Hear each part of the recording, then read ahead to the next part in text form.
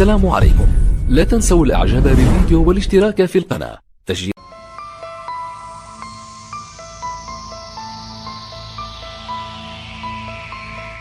هذه دفعة من نوع رينو سيمبول الجزائرية التي سيشرع في تسويقها في غضون أيام أو مع مطلع السنة الجديدة. قرار التسويق جاء بعد تجارب ناجحة أجريت برومانيا على عينة منها. هذا المولود الصناعي هو ثمرة تسهيلات جمركية وجبائية ومراجعة هادئة وناجحة لمناخ الأعمال في بلادنا. مناخ ترجمه أول مصنع لتركيب السيارات على مساحة 151 هكتار بالمنطقة الصناعية بوادي تليلات بوهران.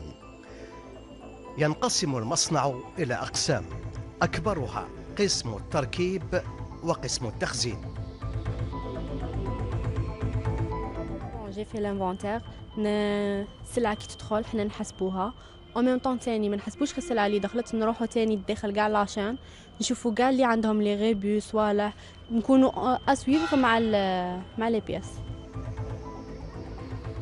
يعمل المصنع بنظام الوردية الواحدة ل8 ساعات في اليوم ب250 عامل. ثلث العدد يحتضنهم قسم التركيب الذي يعتمد على نظام الوحدات. لكل وحدة عدد من المتدخلين في عمليات تركيب دقيقة للوازم وللمحرك والملحقات تستدعي الانتباه واحترام الوقت.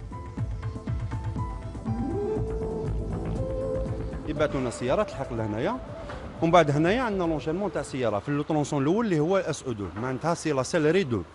هنايا في هذا لو طرونسون عندنا بليزيور اوبيراسيون نديروهم، عده عمليات نديروهم لهنايا، منها لو ديمونتاج دي بورت، نحو البيبان نحوهم نحطهم سور دي شاريو بورت، وهاد البيبان نحيهم باش نعاودو نبعثوهم للورشه واحده اخرى.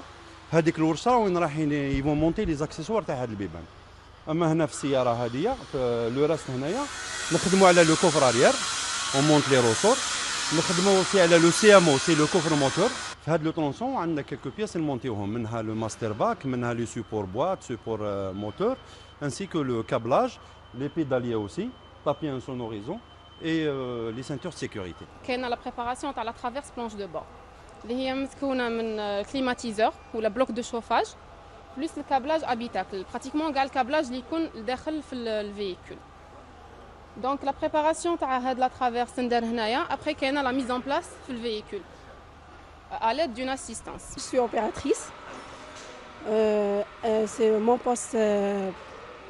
Je monte la pompe direction assistée. Bon, les accessoires, c'est la pompe direction assistée, c'est l'alternateur, compresseur, galet tendeur, galet enrouleur et la courroie. Et le câblage. Et oui. Déjà, de la formation 150 opérations avant le montage. Je m'occupe de toute la partie mécanique de la symbole. Donc j'ai la partie moteur, assemblage avec la boîte de vitesse et toute la partie sous-caisse. Et pour finir, l'accostage avec les balancelles. Nous, là, c'est tronçon mécanique, c'est préparation moteur et la sous-caisse. On a fait déjà des formations. On a fait premièrement formation APW à Tillette et dextérité connectique à Romanie. J'ai 3 unités élémentaires de travail à ma charge. Celle-là, c'est la première unité de travail. Donc elle consiste à la préparation des boucliers, montage des boucliers, montage des projecteurs. Les boucliers, c'est les pare-chocs. Couramment parlant, c'est les pare-chocs. Les projecteurs, c'est les phares. Donc on a le montage à les phares et les pare-chocs. Voilà. Là, c'est le premier poste. En bas, ça va avancer. Donc avancer. Le prochain poste, on va monter tout ce qui est habitacle, c'est-à-dire le salon des véhicules. هنا عندنا بيبان يجونا من l'unité الاخرى اس 2 يجونا عندنا لهنا ونديروا بريباراسيون لي بورت، يجوا خاويين ونعمروا لي بورت. بور سا اون لو بريبار، بعد نمدوهم لاشين باش نركبوهم في السياره. هنا عندنا 6 خدامين. من 7 إلى 8 دقائق لتركيب السيارة الواحدة قبل تدخل الفريق الخاص بالفحص ومراقبة الجودة، المرحلة ما قبل الأخيرة قبل ركون السيارة إلى الحظيرة. ما كانش ان ديفو يفوت علينا وما نعلموش عليه مليق. كاين دي بيناليتي تاع لي ديفو. C'est des personnes certifiées par la direction de Renault. Une certification qui dure au minimum 3 mois. Tout. L'extérieur, l'intérieur, aspect, peinture, tôlerie, fonctionnement. هنا رانا في واحد المكان يسموه لو بون باراليليزم. هنايا يندار تو سكي ريغلاج تران افون اي سونتراج تاع لي بروجيكتور. هنا العامل لوبيراتور يدير لو سويفي نتاعه على حساب لو لوجيسيال. مصنع تركيب السيارات بوادي تليلات هو ثمرة شراكة جزائرية فرنسية على أساس قاعدة 51-49%. صمم لتركيب 25,000 سيارة في السنة وتوفير 250 وظيفة كمرحلة أولى. الهدف من المشروع تمكين بلادنا من صناعة تملك بشأنها الجزائر قاعدة عمالية متمرسة وعريضة سواء بداخل الوطن أو بخارجه. أما الهدف الآني فهو في تحريك شبكة المناولة، هذه التي يعول عليها في رفع نسبة الاندماج من 12% إلى 40%، خصوصا في اللوازم التي تملك بشأنها شركات المناولة الجزائرية القدرة على التنافس، شريطة أن يسير مخطط الأعباء الإنتاج لطول السنة وليس لأيام. Renault nous a exigé une qualité irréprochable. Voilà. Et parmi ces 3 pièces, on est encore en négociation pour 31 autres pièces.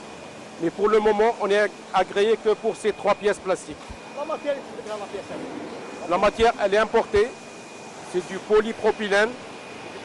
C'est du plastique, c'est du polypropylène avec un colorant. الآن جوكتال عندها 150 عامل.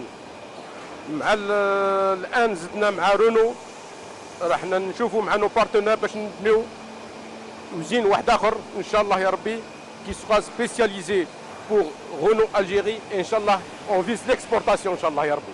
Maintenant pour Renault, pour ces 3 premières années on n'a que 25 000 voitures. Pour Joktal c'est 5 jours de fabrication par an. Mais on s'est sacrifié pour l'Algérie. Pour l'instant nous avons déjà 2 sous-traitants majeurs qui sont identifiés pour la fois pour l'intégration de quelques pièces plastiques et aussi pour la fabrication des sièges. Et on va continuer cette marche progressivement et avancer le plus vite possible. La capacité sera augmentée, c'est inscrit dans le pacte d'actionnaires. Donc il y a la deuxième phase qui est prévue à 75 000 véhicules par an avec l'intégration d'une chaîne de peinture et d'une chaîne d'assemblage de tôlerie. Donc ça fait partie des étapes qui sont prévues dans le pacte d'actionnaires et dans le planning. Ce sera la deuxième phase du projet. في الأفق أيضا تخفيض مرتقب لفاتورة استيراد تجاوزت 4 ملايير دولار على استيراد السيارة السياحية من القارات ال5، وهذا متى ما وجدت سيارة سيمبول الجزائرية طريقها إلى المستهلك، وذلك بفضل التحسينات الكبيرة التي أدخلت عليها كجهاز تحديد التموقع عن بعد الGPS أو السعر التجاري الذي يرتقب أن يكون تنافسيا. مشروع شباب على كل حال ان شاء الله ينجح ويخدم الشعب.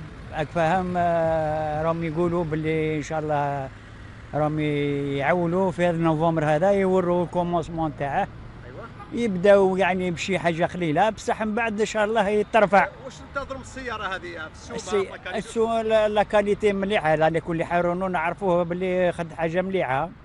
وفي السوق على كل حال هما راهم هضروا اتفاق بيناتهم، قال لك حنا الجزائر محسوب دارت خاطرهم محسوب ساعدتهم في عيطه صوالح.